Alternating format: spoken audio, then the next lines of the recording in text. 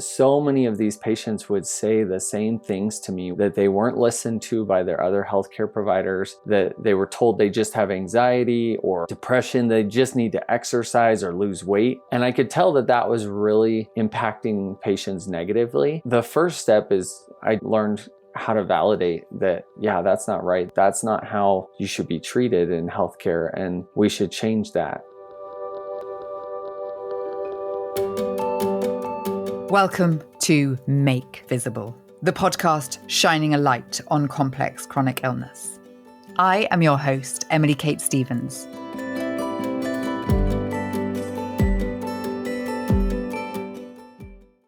Welcome back to another episode. Jez, very big welcome to you. How are you doing? I'm surviving. I think that's what I say every week, but I think it's more or less true every week. So long may it continue that I continue to survive. Well, I hear from a lot of our audience are very, very pleased that you are surviving. And everyone seems to really enjoy our conversation here, both when we talk about how we're doing, so that personal element, and also they're really enjoying hearing the breakdown of some of the more scientific elements. So thanks for surviving and sticking with us. Well, what's the alternative? There isn't. No, there isn't one, is there? So on we go. So this week, we bring you an interview with Dr. Clayton Powers, a physiotherapist and consultant at the Bateman Horne Centre, who work extensively with people with complex chronic conditions. He works with patients who have MECFS, POTS, MCAS, Long Covid, EDS, but he almost wants to not ignore the diagnosis, the labels, but he digs into people's symptom set and how it is affecting people's lives, rather than necessarily specifically what their illness is. Now, we have to separate that out because anything that does cause post-exertional malaise or have that post-exertional malaise element to it is treated differently in a physiotherapy and a physical space from other conditions. And that is what he really tries to tease out and tries to implement strategies to help people be able to live a fuller life.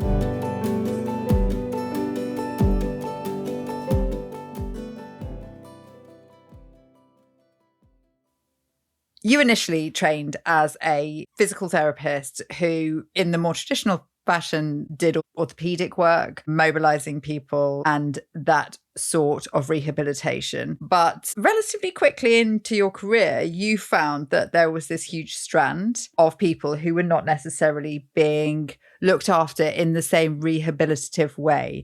And I believe that you started researching into post-infectious and autonomic dysfunction conditions. Tell me a little of that process and how you found this group of patients that you felt needed help. Yeah, like you mentioned, originally I trained more as an orthopedic physical therapist and spent a couple of years working in that setting. And I was also trained to do vestibular therapy to help people with dizziness and concussions.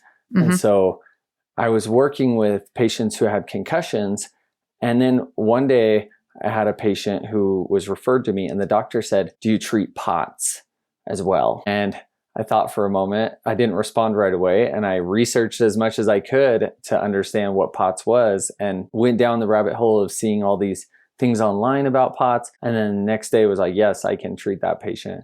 And once that patient came to me, I spent time talking through the symptoms and kind of used the approach that was there at the time, which was the Children's Hospital Philadelphia protocol, or CHOP, or Levine protocol, whatever you want to call it, a graded exercise program. And so I started with that patient, and then I started seeing other patients show up and they had similar symptoms. And I thought, you sound like you may have POTS. And I test them and realized this is way more common than I realized. And a lot of those people were not necessarily diagnosed with it. So no, they were being referred to me for neck pain or back pain or concussion or dizziness. And then as I would work with them, I'd recognize those patterns of maybe there's something else going on. It sounds like you might have POTS. And that's the extent of what I knew. And so one day I had a patient come in who said she came in a wheelchair and she talked about how she has good days and bad days. And today was a bad day. And so she was in a wheelchair. And she said, I also have MECFS on top of POTS. And then she said, do you know much about MECFS? And at the time, I was like, well, no, but if it's similar, I'm sure I can help and we can figure this out together. So some of the things I may have suggested back then were not very helpful because she didn't come back. And I don't blame her because back then, things I said were probably suggesting like gradually increase your activity. It'll just get better. But I didn't stop there, and I kept reading and looking into how physical therapists can help people with ME/CFS. And I came across the Workwell Foundation's content as well as Bateman Horne Center's content. And so I reached out to both of those groups, Todd Davenport at Workwell Foundation, and I reached out to Bateman Horne Center and started getting connected with these groups and learning as much as I could. And then one of the driving forces behind me wanting to help was that so many of these patients would say the same things to me, which was that they weren't listened to by their other healthcare providers, that they were told they just have anxiety or depression, they just need to exercise or lose weight. And I could tell that that was really impacting patients negatively. And so the first step is I learned how to validate that, yeah, that's not right. That's not how you should be treated in healthcare, and we should change that. And so that's really what drove me to want to get involved. I don't have a family member or anyone with these conditions. It was more just seeing the need there, that there's a lot of patients not receiving adequate care. And so that's where I first got involved. And then COVID happened about a year after that point. Right. And I started seeing this is going to go really bad quickly because so many physical therapists are trained to just start pushing people to exercise and being more physically active. And we're still receiving that directive at that point. Yeah. And so I started seeing, it was interesting. There were times in the clinic where I would hear another physical therapist, I'm walking to go get lunch, and I hear a patient say, yeah, I just can't, since COVID, I just can't tolerate things anymore. And I'd hear a therapist say, well, we'll just gradually get you exercising. It'll get better. And I'd have to stop and go over and say, actually, let me talk to the patient. And I would assess if they had post-exertional malaise and then try to redirect and give them other resources. And at one point, I decided this needs to get out there. So I went around Utah teaching at a lot of different PT clinics just to raise awareness about long COVID and post-exertional malaise so that we wouldn't be the ones causing as much harm. Because at the time, our reputation was really taking a hit because patients were going in or being referred to PTs and then being made worse. Yeah, being made worse. Yeah. One of the big pieces that you have just mentioned there, and I assume that this comes through your research into ME/CFS, is your understanding of PEM, post-exertional malaise, because that is really one of the key differentiations between POTS and the way that you were originally treating POTS, and then the post-viral bucket, if you like, that have this post-exertional malaise. Tell me about you beginning to understand that post-exertional malaise and how you then connected that at the beginning of COVID to realizing that this was a similar situation in terms of that energy deficit that production issues. Yeah.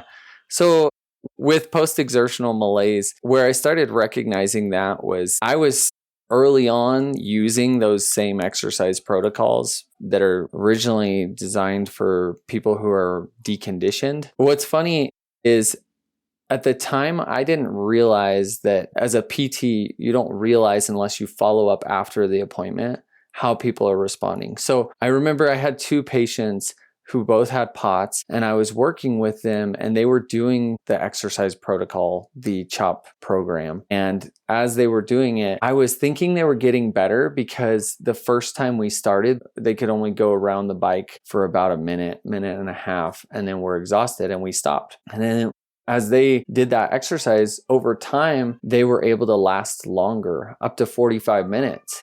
Wow. And so I thought, wow, this is improvement. But then after learning about post-exertional malaise and ME, the patient kept having these flare-ups during the process. So we'd restart. And eventually I went back and said, I just learned about this condition, ME/CFS. Let me ask you, is this exercise program changing your life in terms of what you can do in your life? And she said, both of my patients said, no, it's more like a pie. And if I exercise, it takes a piece of the pie, but it doesn't give me anything in return. If I exercise, then I can't make a meal for myself. Or if I exercise, then this happens. But we had bought into this idea that exercise was going to help. So they were trying it, and they were increasing their tolerance for biking Exercise. or the treadmill, At the but time. not other activities in life. So then I said, actually, let's scrap that. Let's start over. Scrap the exercise, and actually let's work on minimizing how much exertion you do. And then we followed up a couple months later. It was like, now I'm able to do more, or I have less symptoms as well. So it was It's actually amazing, isn't it? taking it out. Yeah, it's like the complete reverse of what so many people are told to do. With long COVID, I was told to start lifting weights because the person that I got sent to see didn't have any knowledge of the condition at all. In fact, he said to me, I think you know more about long COVID than I do, which is true because I was living with it. But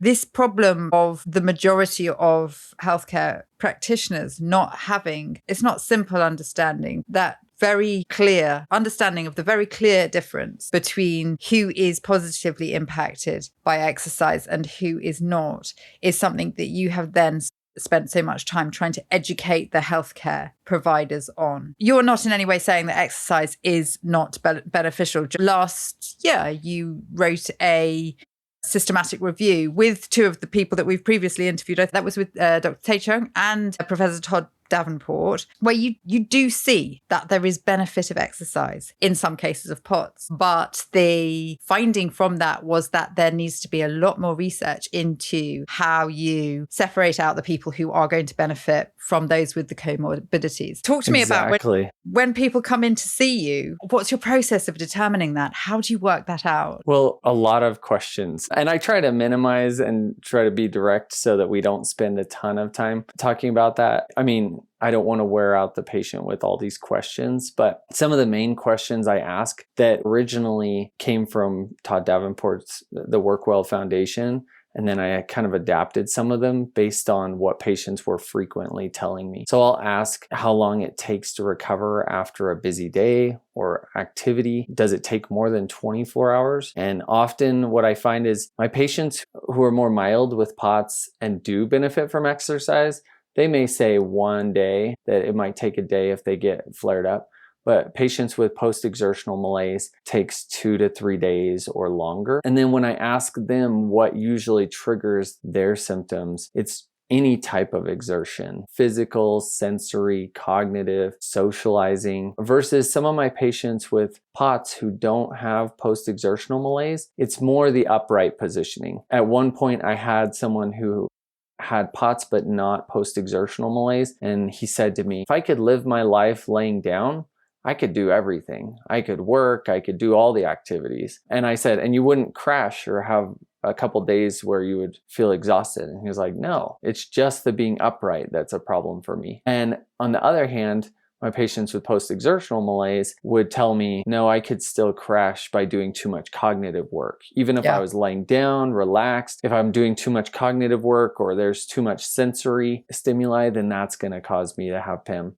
One of my patients went to a concert and was laying down most of the concert and even had earplugs to kind of mute the noise and had sunglasses on, but the sensory overload of having all these people around and all that ended up putting her into a big crash. And so those are some of the questions I ask. I also ask things like, have you tried exercise for your symptoms? And if so, did it seem to help your symptoms or make them worse? What type of exercise did you try? Because some people are like, yeah, I tried exercise. I tried going walking, which for someone with orthostatic intolerance wouldn't help. And then we talk about, so did you try aquatic exercise or exercise lying down, and how'd that make you feel? Another question I ask is, if you don't exercise regularly, do your symptoms worsen? And some of my patients with POTS say, yes, I need to be exercising regularly or my symptoms do worsen. On the other hand, other patients say, no, if I don't exercise regularly, because if I did, I would be worse. And then one question that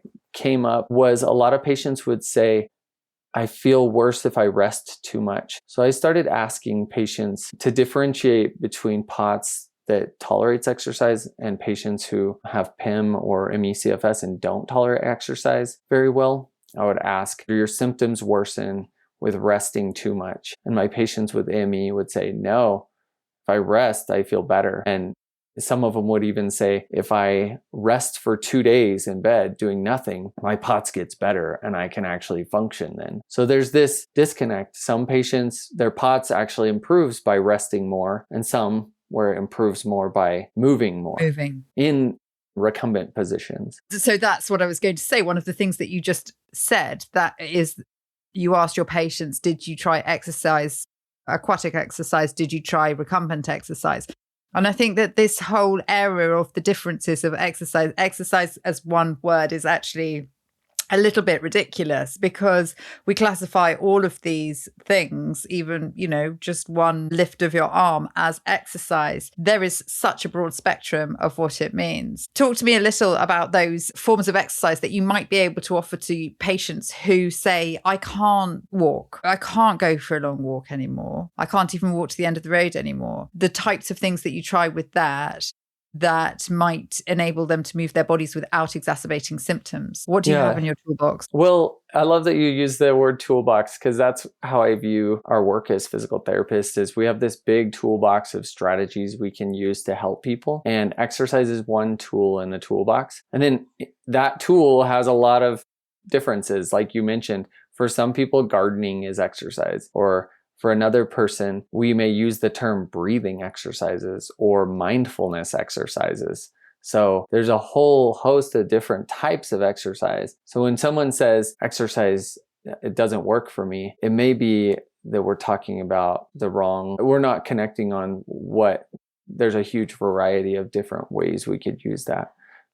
In general, when we're talking about exercise that makes things much worse, it's anything that pushes you into using a lot of energy that you don't have, pushing past that energy envelope. So aerobic exercise, especially endurance type activities without rest breaks, can be taxing or tiring for those with post-exertional malaise or POTS. Either one, if it's too much, it can lead to increased fatigue and issues. So for patients who are really low level, we may not work on exercises initially. Like more severe cases, we might work more on strategies for calming the nervous system, for increasing blood flow passively, and lymphatic drainage. So I'll teach family members how to do lymphatic drainage gently, or help blood flow gently without stimulating the person too much. Then if somebody is starting to be able to tolerate things a little bit better,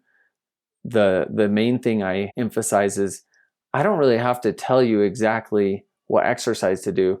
When people start feeling better, they start moving more and doing more naturally. They just want to do more. So as patients, as I give them strategies and they start feeling better, often they're like, well, what exercise should I do? I'm like, well, are you able to now make a meal or take a shower or do the things that are important to you? And if they're still struggling with those things, then I try to minimize how much extra I'm adding. I will say though, because I know the question you want to hear also is what kind of exercise might not crash someone as much. And so sometimes we'll do isometric, like just sending signals from your brain to your muscles to turn on. That's the start. If you're having weakness in your legs and you can't go up the stairs, maybe we just start working by turning on those muscles again, without doing a bunch of reps or fatiguing the person. It's interesting because it almost sounds like what you're doing with that kind of strategy, when you boil it down to a very simple signaling system, is you're actually doing something that's neurological rather than necessarily a physical thing,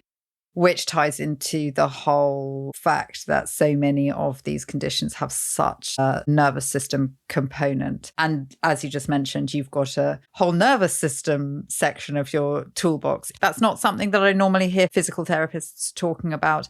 Is that something that you employ directly with your patients, or is it something that you say you could try and go and look for something about breathing, something about regulating your nervous system? I spend a lot of time talking about strategies for downregulating the nervous system. And I have to say though, everything I've learned has primarily come from patients. They're the ones, after treating hundreds of people from varying backgrounds and conditions and different types of post-exertional malaise and POTS and all these conditions, that's where I've learned the most, is people saying this helps my symptoms. I found this really helpful. And then I go, oh, maybe someone else will benefit from that. And so I share that with someone else. And over time, I found strategies for the majority of patients. And then there are always some patients where no matter what we try, I'm having to really look in the toolbox. What else is there? What else can we try? Scrambling around at the bottom of the toolbox. Yeah. And usually we're able to find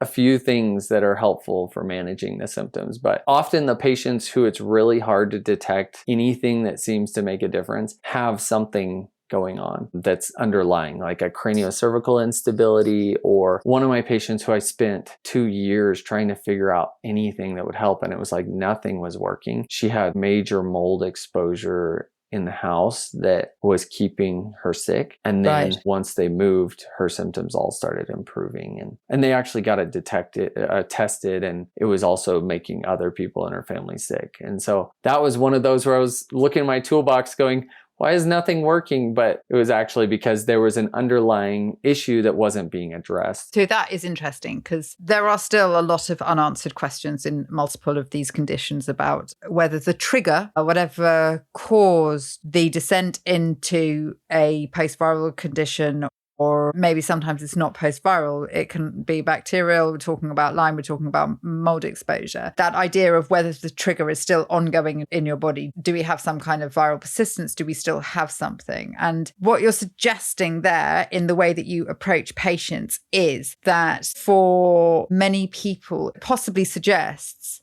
that that trigger has just caused this complete smash of the autonomic nervous system and a complete dysregulation of probably the endocrine system, immune system, but it's not necessarily still there and still active. And by bringing in some of these exercises, you are actually able to rebuild people to some semblance of health. Yes. Have I got that correct? That your strategies can actually take people forward in their journey. And for a big portion of patients that I treat, some of the simple strategies are using a cold pack on the back of the neck. When somebody is starting to experience some symptoms of post-exertional malaise or other things, I'll have them lay down. I'll put a cold pack on the back of the neck or on the back of the spine. And often that down regulates things. But then I use other strategies, like for patients who have, this one's not for everyone, but the majority of my patients, I have compression boots that are also circulate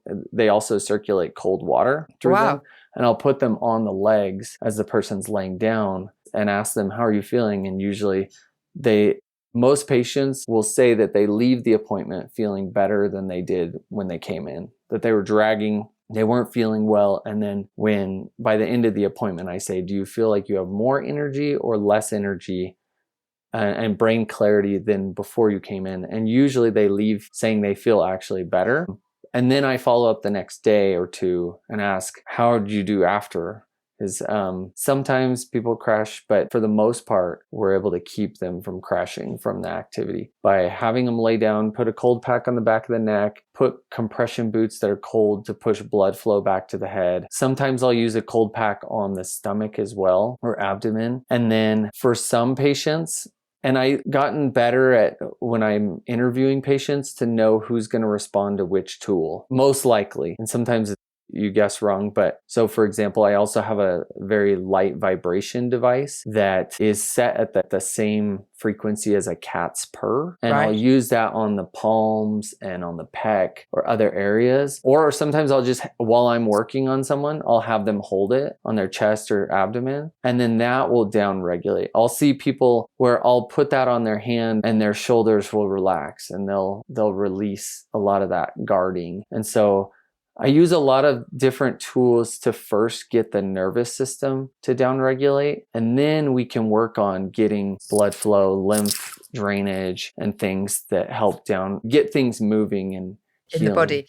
But that in itself, I know that you have the belief that the mind, body, and soul are all connected. It is still quite a divisive topic in some circles, but your suggestion that putting a cold compression boot on can, one, downregulate the nervous system, and two, push blood flow back up. It just shows how this is so layered that we could influence the different systems of our body and how they all are interplaying in that way, because they're using very physical things to downregulate the nervous system, but they're also having a very physiological effect on people. Yeah, and that's where I didn't learn these things from school. This was patients telling me, I feel better when I put a cold pack on the back of my neck. And so I tried that with multiple patients. And now I have a better idea of what percentage of patients respond. So I'll say to patients, 95% of my patients respond to this. And then I'll get one that doesn't. So for example, another thing that has been really helpful is for a lot of my patients who have Ehlers-Danlos and POTS. Have you ever seen those little oxygen cans? They seem like a gimmick. They're just a can with, it says pure oxygen. I thought they were just a gimmick. Yeah, for most people, if you breathe it, I don't notice a change at all. But when I had myself after a concussion, I had some of these symptoms of orthostatic intolerance for a little while. And I had tried it with patients and I tried it myself. And when I had those issues, I would notice a difference. My head would feel better. I wouldn't feel as lightheaded after a couple puffs. And so I started using that with patients as well. And it's about, I would say 50-50 because it's only 1 or 2 puffs, but there's a subset of my patients who I tell them about that and they use it regularly. Before they go up the stairs, they'll take a couple puffs of the pure oxygen and then they say they don't have as much tachycardia. They're not as exhausted by the time they get to the top of the stairs or before a shower. So there's a subset of patients who actually really benefit from supplemental oxygen.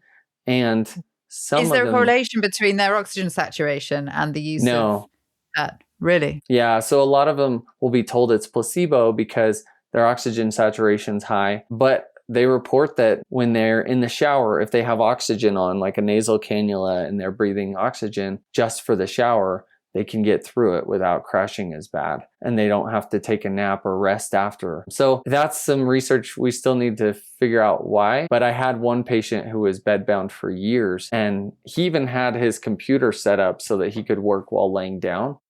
Wow. We tried the can with him, and it was interesting because he was bald. And he was very pale. It looked like he wasn't getting enough oxygen. When he breathed out of the can, his blood vessels in his head started popping up. And so I wrote a letter to the neurologist. The neurologist tested it with supplemental oxygen and saw his blood vessels would all open. You could see them much easier. And then when it wore off, you could see him become pale again. So they actually prescribed, even though his oxygen saturation was normal, he went to a pulmonologist. They said things were normal, but something neurologically, he benefited from having supplemental oxygen. So they actually prescribed it for him. And then he sent me information back saying, now I'm making meals for my family. Now I'm going on 20-minute walks. And so wow. From being completely horizontal for years. So we don't understand all of these things yet. So I don't like to throw out the excuse like, well, it's probably placebo, because we're still learning a ton about how the brain and body operate with these conditions. Yeah, and how they interact as well. And things like that are presumably quite hard to actually do the research and dig into. We're working on it. Are you? We're going to do some studies on that and some of the other things that we use to help people. Fabulous. You mentioned there that you treat patients with Ehlers-Danlos as well. Treat people with long COVID. You also work with people who have MCAS. Yes. These are all tied together as conditions a lot of the time. But how does a physical therapist assist people with mast cell activation? I love that question because initially, when I first started learning about mast cell activation and I was helping patients, there were other physical therapists saying, why are you doing that? That's not your job. But there's so much. My job as a physical therapist is to educate people, to help them navigate all of this. Actually, in Utah, they just passed a law last year that makes physical therapists considered as primary care providers here. Great. And so it doesn't change our scope of practice, but it changes how we view our role. Instead of what exercise do I give, it's how do I help this person navigate the healthcare system? How do I refer them for imaging or help? We can order things like X-ray and other imaging, and then we can refer to other providers. And so with mast cell activation, I spend a lot of time understanding what things that person reacts to. For example, I ask, do you have seasonal allergies? asthma, eczema, overreaction to bug bites? Do you react to adhesives and tapes on your skin? Because if we use tape, I don't want to cause a bunch of rashes and hives. I ask about dermatographism. If they scratch their skin, does it welt up and stay welted up? I ask about medication allergies, food triggers, chemical sensitivities to smells and fragrances. And that way I get a sense of, is this person mildly reactive or more severely reactive to a lot of different things? And that helps direct the therapy, because some patients, even vibration will cause them to break out in hives. So I've had patients who, I asked that because I've had patients in the past where even a little vibration, they started getting really itchy, like they were getting bit by mosquitoes, or the cold or heat on them will trigger a reaction. And so then once I have a good sense of how they respond to different stimuli, I'll ask them about, have you tracked what foods bother you? Like tomato products, fermented foods, and we get a good sense of what their diet looks like as well. So I try to be really comprehensive with all of this. And then I can provide education, handouts, or there are supplements that some people benefit from, like quercetin, that's a mast cell stabilizer. Another thing that's interesting is, so the cromolyn sodium is a mast cell stabilizer. And some patients, if they are going to put tape on their skin, like KT tape or other things, find milk of magnesia or cromolyn sodium on the skin, and then they let it dry, then they don't react to the tape. And so there's little tips and tricks that help people. You don't tolerate tape on your skin. There's a hack for that.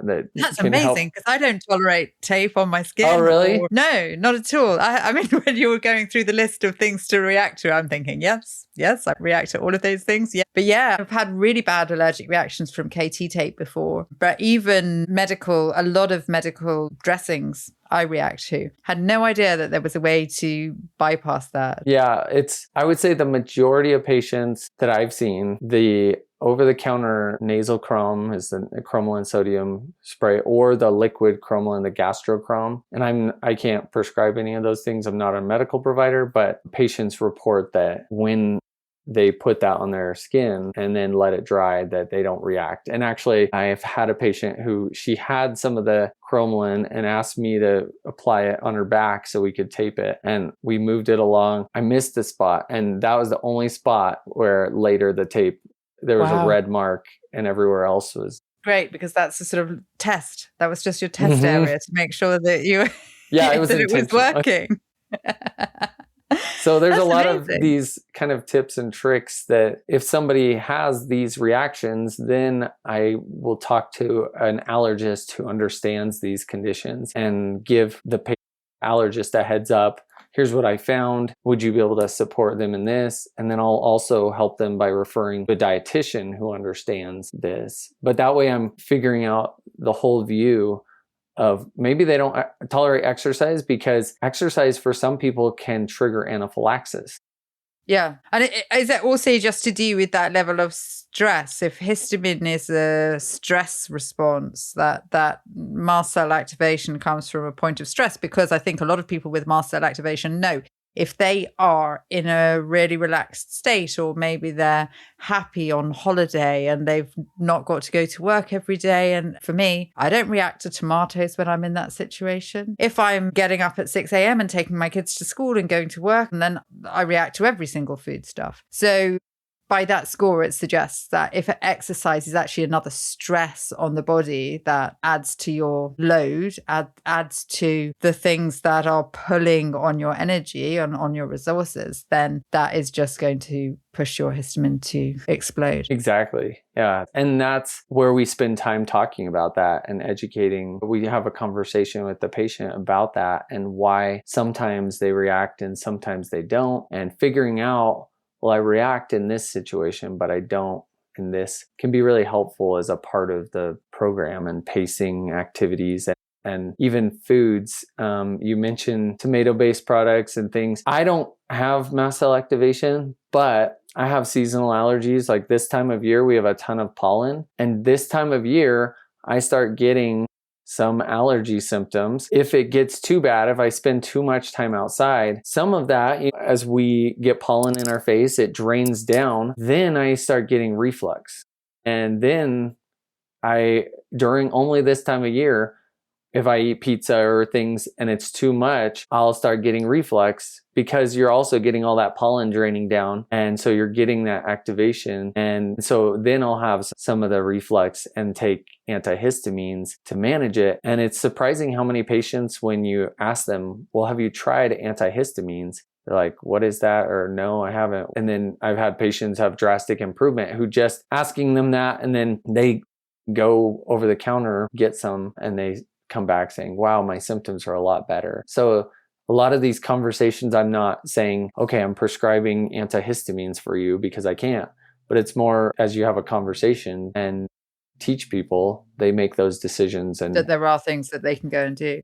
Yeah. And I give them the toolbox, so then they don't have to rely on me as much. But that's also that idea of this kind of stresses on the body is possibly why so many people are told to, or asked if they've tried doing yoga, which I know is a real annoyance for a lot of people in the community about it. Perhaps it's that idea that if you are going to do exercise that is calming for the body and nervous system, perhaps there is benefit rather than that exacerbation of stress by doing aerobic or that more cardiovascular exercise. Yeah, I will say there was a survey put out of patients who have POTS and how they responded to exercise, and also what exercise that they felt was helpful. And I think the number one was yoga. It was at least at the top somewhere, was yoga.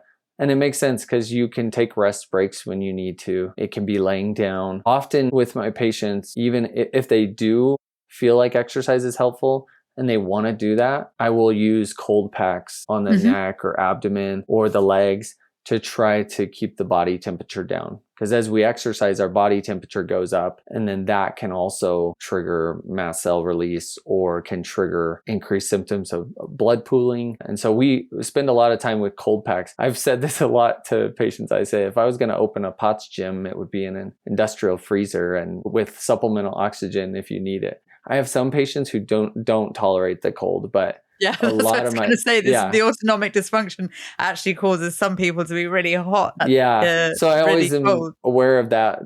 Not everybody responds to everything. There's no one treatment. And so the most important thing we do is really get to know that person and don't assume, but ask and see how they respond versus, well, everybody responds to this. That's why I don't love the exercise protocols that are kind of just given to somebody. Just do this. Because in the research, you had mentioned that systematic review, we combed through all the current evidence of exercise for POTS. And one of the findings is a lot of those early exercise programs excluded people with Ehlers-Danlos, mast cell activation syndrome, and ME/CFS. So that's a problem if you're excluding a huge portion of the patients that have exercise intolerance and then giving that out as this is the solution for everyone. Yeah. Exercise is a really good idea for all the people who don't have exercise intolerance already. Yeah. You did just mention the P word. Pacing. How instrumental do you find pacing in the majority of your patients? That is one of the largest and most important things we focus on early on, because it doesn't matter how many other things I'm giving. If somebody's just pushing through symptoms and crashing, their body's going to be more flared up. And so we spend a lot of time talking about how to adjust. And some people, pacing is really hard. Even for someone who's had ME/CFS or POTS for years, they say, I'm just now starting to understand pacing. And the hardest is when it changes. Sometimes the baseline changes. Somebody gets on a medication like low dose naltrexone or a different one, and maybe their baseline goes up a little, and now they're having to navigate how much can I do before I crash? Or if their baseline goes lower, it's like they have to readjust. So pacing is super difficult. I've told a lot of patients about the visible device and have you? About other wearable devices as well to just help them navigate, especially early on if they haven't recognized those signs that they're overdoing or that they need to stop and rest. I always mention this one because I think it's really interesting and I'd love to study this. is I have a lot of patients who will use Visible or other wearables, and they will find them helpful, but their service dog will pick up on their need to stop and rest before the devices will. So I've seen a lot of times patients will set the device to give them a heart rate alert. Okay. I'm not just talking about Visible, but patients will have an Apple Watch and they will set a heart rate alert at like 110 beats a minute. And they're sitting at rest talking to me, and then I may see flushing in the face all of a sudden, or I may see them drooping, and their service dog will get up and alert them that something's going on. And then a couple minutes later, their heart rate alert goes off telling them. So there's this delay. The service dogs, my patients who have service dogs will swab their nose when they're going into a crash or flaring, and then have the dog, they'll train the dog to be able to pick up on that scent. And then the dog's able to detect, and they kind of push them to lay down and lay on top of their stomach. So I would love to know what scent they're picking up on, and if we could detect that earlier or something, alert people earlier. Do you think there is a need to set the heart rate alert lower in those that circumstances? Case, And is that a learning that your patients make from that situation? Because I think a lot of what we need to do with any of these devices is that fine-tuning and understanding that we are all still different, and that you actually did a study, a feasibility assessment of wearables in, I think it was specifically in POTS, wasn't it? But you agreed that wearable devices can enhance self-management, improve communication with healthcare providers. But the final thing that you found there, or kind of top line, was empower patients to take a more proactive approach to their care. And I think that's one of the things that even with the devices, it's that proactivity, and almost that it's prompting the thought, prompting patients to take care of themselves a little better. Yeah, and maybe it's just that nudge. Exactly. And one of the things that was interesting is I've seen patients where the heart rate alert goes off, or the dog alerts them, and they turn it off, the heart rate alert, and push the dog aside and say, ignore the signals. The sign. Where we and say, that's what we no, all this do is the time. All the time with our bodies, isn't it? Yep. You just try to override those signals, and that's when things can go downhill fast. Yeah. And so we look at those signs of, when you feel short of breath, that's a sign that you're doing too much. Or if you start to feel like this is starting to feel hard or difficult, then it's time to take a rest break. And so even if you have great alert systems to tell you, but you turn them off and push them away, then you're not going to see improvement in symptoms if you keep pushing through it. So I try to recognize those in the clinic.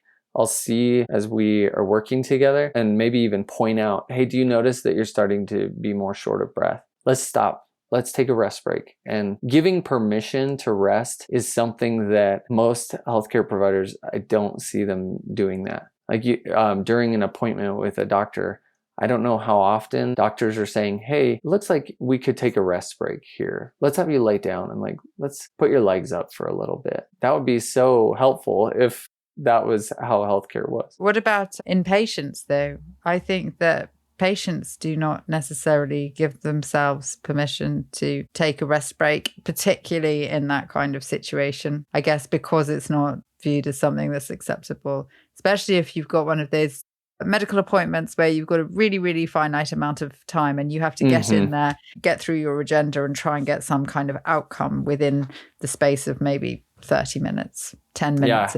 I wish there was a better place to rest in the waiting room, because if someone's rushing to get to the appointment, they're stressed, they're trying to find parking, then they get in, they're full of adrenaline, and then they're waiting, they've already checked in. And then once they get to the doctor, they are starting to have brain fog and difficulty. And so that agenda of what the appointment was for, it's hard to communicate it. And so it's unfortunate because that probably happens quite frequently. And when patients come into the appointment with me, one of the first things we do is dim the lights. We already have the lights dim. I spend most of the day in a dim lit room, and it's a quiet private room with a bed. And the first thing I say is, it's okay if you want to lay down. And a lot of times people will say, no, it's fine, I'm good. And I'll say, no, really, let's have you lay down. And they're like, actually, that would be great. So it's that permission to lay down, that permission to rest during the appointment. You don't need to sit up and talk to me. You can lay down and we can make this work. Or also giving the permission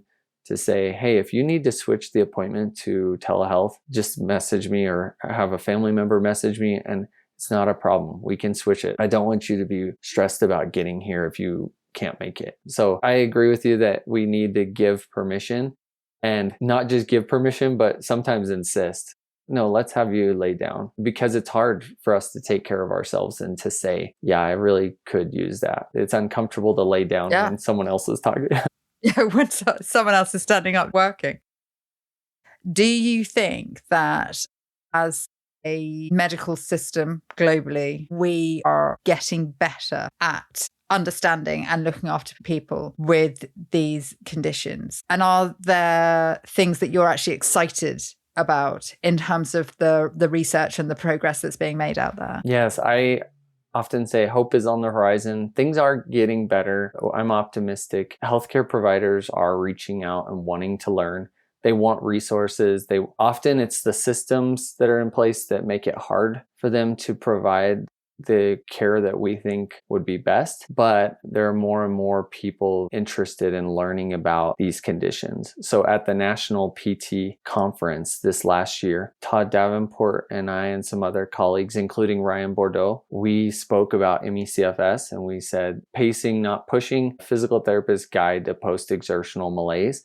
And we did an in-person with a lot of physical therapists there. And then afterwards, we were one of the most watched videos for the on-demand session. So there were over 300 views right after. So there were a lot of physical therapists who are wanting to learn about these conditions. And then on the talks about dysautonomia at the National PT Convention, those are often packed. One year when we talked about POTS and ME/CFS, it was a couple of years ago when me and some colleagues talked about POTS, ME/CFS, Long COVID, these conditions. We had over 450 physical therapists attend that session. So there's a lot of interest. Where we need more help is from primary care providers. And I think it's the hardest for primary care providers because their appointment times are so short. Physical therapists are stepping up as primary care providers in this space because we have a lot longer time with the patient. I get an hour with each patient.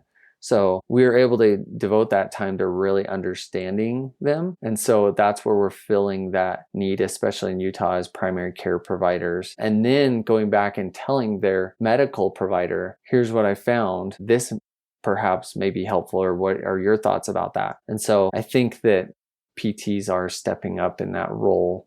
And I'm optimistic. There's a lot of people in this space who are really working toward new research. And one of the exciting things we're working on at Bateman Horne Center soon is going to be figuring out more post-exertional malaise busters, or PEM busters, things that help people get out of crashes faster and that make the crashes not as intense. And last thing I'll say about that is, when I see patients, I say, I'm not necessarily going to give you a cure for this, but I can almost guarantee that we can shorten your crashes, that we can make your crashes less intense and less frequent. And then usually that's our goal. And then as the months go by, I see people about every 2 to 3 months, and they say, yeah, now I have the tools. My crashes aren't as bad. They're not as intense. They don't last as long. That is kind of the holy grail for so many of us, for so many people who suffer from these complex chronic conditions, to feel a little bit better, to feel that those really heavy dark times can be shortened. That is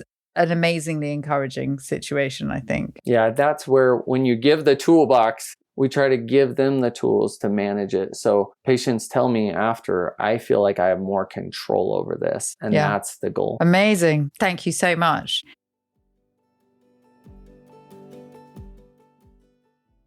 Jez, tell me your thoughts. Well, first of all, he gets it. And what's particularly interesting is that he came from a place of not getting it to then being presented with all of the things that he thought were true and all of the preconceived knowledge actually not being quite as correct as maybe convention would have dictated. He talks about even the things that may be outside of the remit of someone who does his job, whether that's histamine intolerance or mast cell activation syndrome, but to actually have the curiosity to want to go and learn about those and how they might affect the patients that he's seeing, and actually what he can then do to help them, even though he's not prescribing things for them, but identifying issues they might have, helping them to go and find the right care for those issues. I thought that was amazing, really. If everyone had that degree of breadth of knowledge as well as depth of knowledge, I think patients would be getting much better care. Essentially, everyone with one of these conditions needs a Dr. Clayton Powers, because it's that sort of insight and looking at all of the different factions of how this is affecting you and affecting your living, and then applying such a multi-strand strategy. That's one of the things I find so fascinating about this. It's not about physical therapy, physiotherapy as we know it at all. It's a whole different system of trying to actually help someone to create a baseline for themselves from which to start building a little better health. And I thought the amount of focus that he seems to put on things like nervous system regulation under this umbrella of physical therapy was huge for me, because of how separate people think that is. But it's so physiological. It absolutely is. And what was interesting is hearing how effective he said that the cold presses were for people. And I've got my habit of having my frozen peas. Once they've softened a little bit and they're malleable, especially in hot weather, get yourself on the sofa and either in the crook of your neck, behind your head, or from your upper chest. I mean, I hadn't really considered their role beyond simply cooling, but the nervous system impact is significant too. Calming. I think one of the other really interesting things he was talking about was the role of service dogs. And I haven't really considered the idea or the role of service dogs in the world of complex chronic illness. But of course they can help, right? It makes sense, even to the degree that they are beating, in the same way that we have service dogs and trained dogs that can smell cancer and stuff. That's how acute their senses are. And so it makes sense that they'd be able to pick up on people who are about to experience a physiological event, because of course the body's going to be emitting different scents at that point, hormonally and chemically. And the fact that the dogs were better than the heart rate monitors at detecting people starting to overdo it was very interesting. Made me think that Visible need to branch out into service dogs, but perhaps something like K9 from Doctor Who, if you remember that, a little robot dog basically attached via Bluetooth to your Visible strap, and K9 can go around as a support dog and it had that same turbocharged function of helping you pace. So I think that's a new business strand for Visible, which I really look forward to. I think that's brilliant. But in that vein, not everyone would be able to get a service dog or be eligible for a service dog. And it does highlight also the way, okay, it might be slightly slower than a service dog, but the way that Visible or a wearable can actually help guide you, help pacing, not pushing. And that idea that we can use these devices to actually try to get us to a place where we are crashing less. And crashing less hard when we do crash, and then crashing for less long when we do. The reduction of the duration. And I think a lot of people are reticent to see doctors and physiotherapists who are conversant in this subject, because they think, well, what are they going to tell me to do? They're just going to tell me to pace better. They can't help my condition. They can't make my symptoms better. And it's very easy to come at it from that perspective. But actually, it's the things that have the greatest impact on your life are the crashes and when they happen. If you could make them less frequent, less bad, and quicker to recover from, wouldn't you want to do that? Yeah. And there may be all sorts of tricks that can help you do that maybe you haven't quite clocked yet. And having another pair of eyes on your set of symptoms with all of the experience that they have of seeing all of these other different people with similar / different / complex presentations, I think there's a lot that people can get out of those experiences without necessarily writing them off up front, just thinking, well, what are they going to tell me to do apart from pace? And I already do that. Yeah. You know, the way that we always talk about this downward spiral, you get into this crashing cycle and it just perpetuates itself. He was almost talking about reversing that process and working with someone who can actually help you so that you're going in an upward cycle, so that each time you crash a little less and for a little less long. People will say off the back of this conversation, yeah, but what's the point in me knowing all of this? I don't know, Dr. Clayton Powers. And I think one of the important things to mention is that whilst it might not be filtering out everywhere at the moment, the Bateman Horne Centre is doing huge amounts to try and educate all different levels of clinicians in complex chronic illness, and physiotherapists and occupational therapists and those very hands-on people are a big area that they try to target. Dr. Powers himself travels a lot and educates a lot of other healthcare providers to try and spread this knowledge. So yes, it might not be coming to you immediately, but there are resources. And he also has a lot of great resources online that I will link in the show notes that people can dig into to try and help take guidance directly from him for your condition. One of the other things that I thought particularly interesting was about how he was saying how people respond to this idea of permission, and how people are so caught in this habit of working hard to pretend to present. I'll be fine. Yeah, to present as a normal human being. Like, a lifetime of conditioning means that these are the cultural norms that I have to behave by, even if that comes at a cost to my symptoms, because actually I really do have to sit down or I have to lie down, but that would be weird socially in this environment, so I'm not going to do it. And so there's a resistance to actually looking after your body and what it needs and not making your symptoms worse. And it takes 2 times of him saying, no, really, you can lie down, before they go, oh, really? God, thank you. Just as a reminder for all of us that we shouldn't always need permission to listen to our bodies. And actually, it's okay to not feel like you're trapped in necessarily all of those societal and cultural norms that you've spent your life around. And it's all right to make the decisions you need to look after yourself without feeling pressured in whatever environment you are.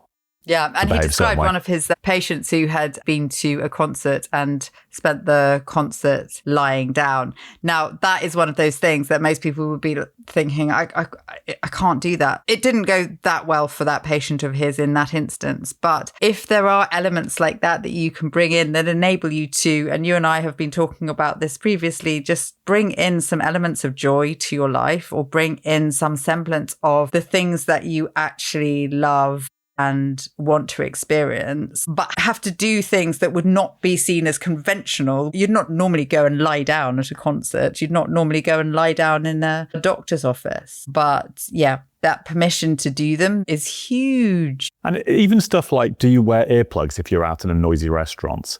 Because people might say, well, why are you wearing those? Or it looks weird, or you're just making yourself unusual and stand out, which, I mean, certainly if you're British and growing up in a British environment in the years when we probably did, the last thing you want to do is to make yourself stand out or be weird, right? And there are all sorts of things that you might need to do to look after yourself that would come across as weird or unusual. Or I wore sunglasses indoors even for years because of just sensory overlaid with the light. Yeah. And I don't really care anymore what people think of me. You do get to that point eventually, don't you? But there are still times occasionally where you'll find yourself thinking, oh, I can't possibly do that because it'll look silly. Well, better to look silly than feel terrible. But give yourself the permission to do what you need for your body, even if it's at the cost of aesthetics or how it's perceived by other people. And it's really tough. And I think all of us maybe have people who we are comfortable being around because they're okay with us being weird. And then people who we are less comfortable being around because we just feel like we can't actually do those things that we need to do for ourselves because they're going to judge us somehow. And we have to present more normally.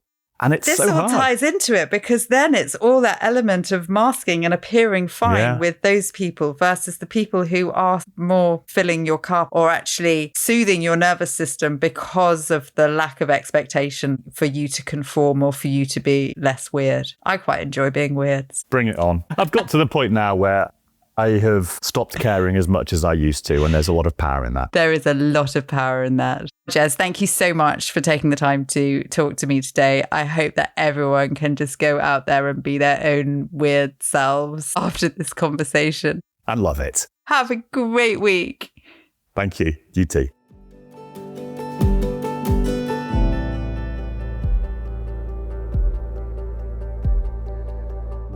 Thank you for listening to Make Visible. Please do like, follow, or subscribe to listen to our next episode, where we'll be uncovering more insights into complex chronic illness.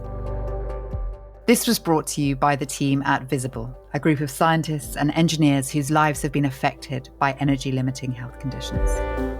We're building wearable technology that's helping 100,000 people measure and manage their complex chronic illness. To find out more about what we're working on and how Visible could help you, visit our website at makevisible.com.